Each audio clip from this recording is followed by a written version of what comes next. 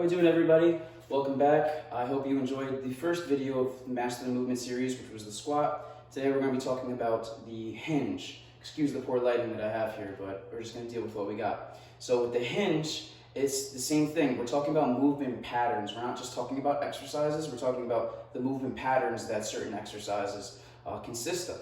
So today we're talking about the hinge, and in a hinge, we're mainly talking about something like a deadlift. Really, it's geared more to deadlifting. I would love to see a lot more people deadlifting correctly without, getting into any injuries. Hip thrust is definitely considered a hinge movement, but that's going to be its own video for itself. So today we're going to be discussing the 4 cues that I use when in terms of trying to teach somebody how to hip hinge or just hinge in general, just do the movement. We're going to talk about a progression and a regression for the movements, and then we're going to talk about the mistakes that commonly get in the way of people being able to perform a deadlift or a hinge movement correctly. So let's get into the 4 cues right away. So when we talked about the squat, we talked about hip hinging first. Now, in a hinge movement, you're going to do the same exact thing. So that's going to be our first cue. We're going to start with the hip hinge. All right? After you do that, what you're going to do is you're going to continue to shift those hips back, back, back. Now, when we talked about a squat, all I said was to start with the hinge and then squat down. In this case, we're just going to continue to shift those hips back until we can't do it anymore. That's going to be our maximum range of motion. So we're going to hip hinge, and then we're going to shift the hips back, hips back, hips back. Now, while you're going down, the 3rd cue is to have a straight back. A lot of us will tend to, if we have weight, especially in front of us, we'll tend to round our backs. That's going to put a lot more strain on our lower back than our hamstrings. This movement you should feel in your hamstrings and your glutes, and if you're doing a heavier movement, you may feel this in your lower back. But the main muscles that we're trying to feel is in the hamstrings. So we're going to hip hinge, we're going to shift the hips back, hips back, hips back. If you're doing this correctly, you should already feel your hamstrings firing right now. We're trying to keep a straight back, and then what you're going to do finally is you're going to explode on the way up. Now, last time we talked about whether we want to have too much of our hips going forward. It's just to the point where we're just standing up with it. So that's our 4 cues. We're talking about starting with a hinge. So hips going back just a little bit. Then we're going to drive those hips further and further back. That's our 2nd cue. 3rd cue is to keep a straight back. The last thing we want to do is for it to round our back on the way down. And finally, the 4th cue is to explode up, just like last time, just like we're talking about a squat. You're going to hear me say that for most of these movements is that the portion of the exercise where you really need to bring it up or push against something, that it needs to be explosive. That is the most important thing that you could really be doing and teaching your body, is to perform something fast. So again, we're going to start with our hip hinge. We're going to shift the hips back, hips back, hips back, keeping that back straight, trying to keep our shoulders. Now the whole point isn't necessarily to touch our toes. As you can see, I have a rounded back. That's not the whole point. The whole point is to load up those hamstrings and load them up with a nice straight back if you can do as much as you can. There is always a little bit of wiggle room in terms of rounding your back a little bit, but we're going to dive in more to that when we're talking about the mistakes, which might as well just talk about now. So the common mistakes that I see when I teach somebody how to do a deadlift is, number 1, when people are going down, they round their back. There is not much tension on my hamstrings if I'm just reaching down, like as if I'm going to touch my toes. That's probably the biggest mistake that you're going to see if you go to a commercial gym or if you just work with clients in general, is that a lot of people, they don't try and keep themselves and their backs straight. Now, it's not too very bad if you have a slight round to your back on certain types. If you're going very, very heavy on the deadlift or anything like that, there is certain wiggle room. We're not talking about if it's not straight that it's not right. That's not what I'm saying. All right. So just because I can have a little bit. So if I'm doing a deadlift and I'm trying to lift and I just have a little bit more rounding in my back, there is that wiggle room.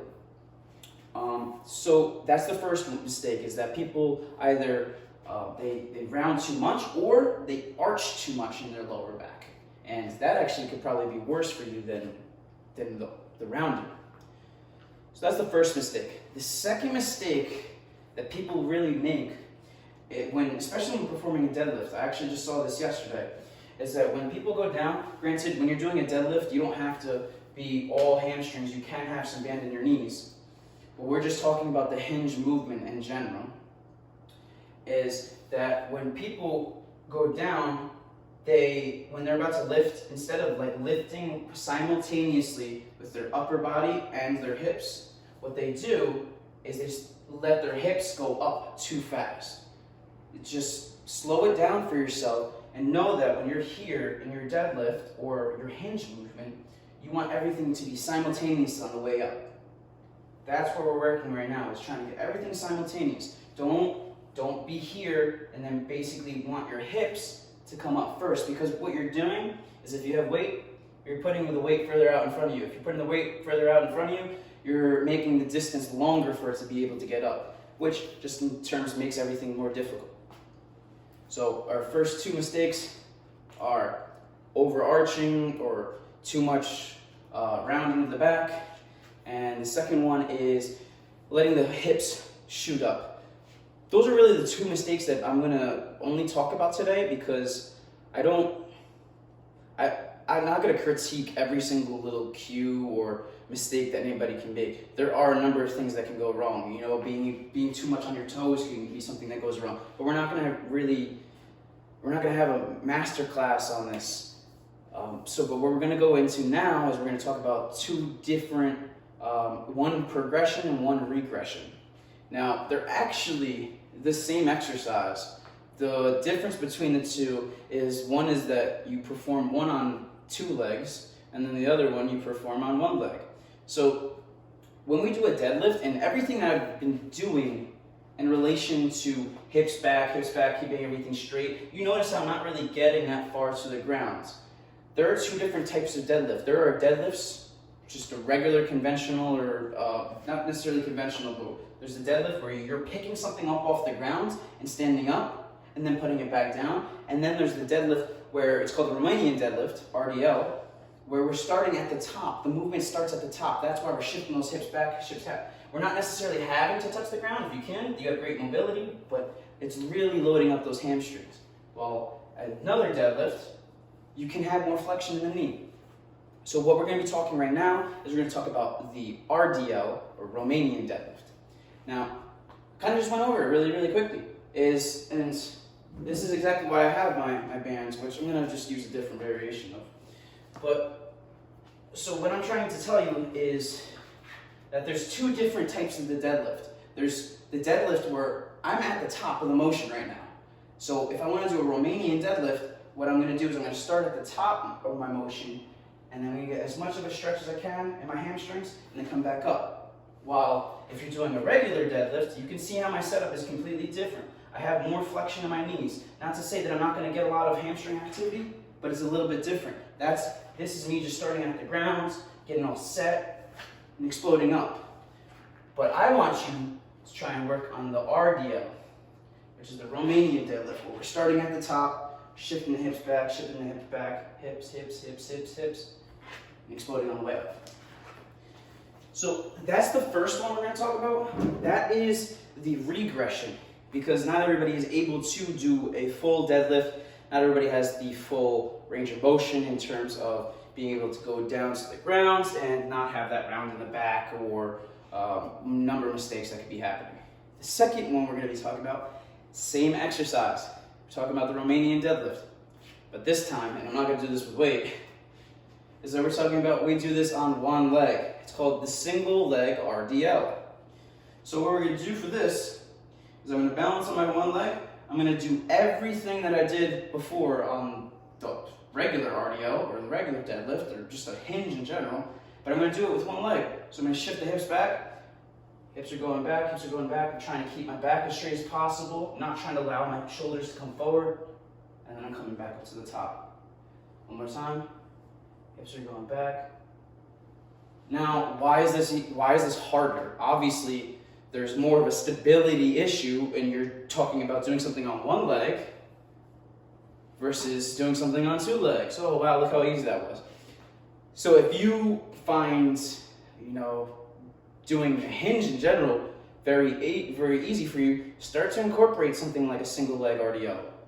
Because, like we talked about last time, progressive overload, it doesn't necessarily have to be always about how much weight you do, how many reps you do. And like we said, we talked about tempo. We talked about, what was the other one? We talked about range of motion. So there are a number of ways to improve on a lift without actually having to do that specific lift.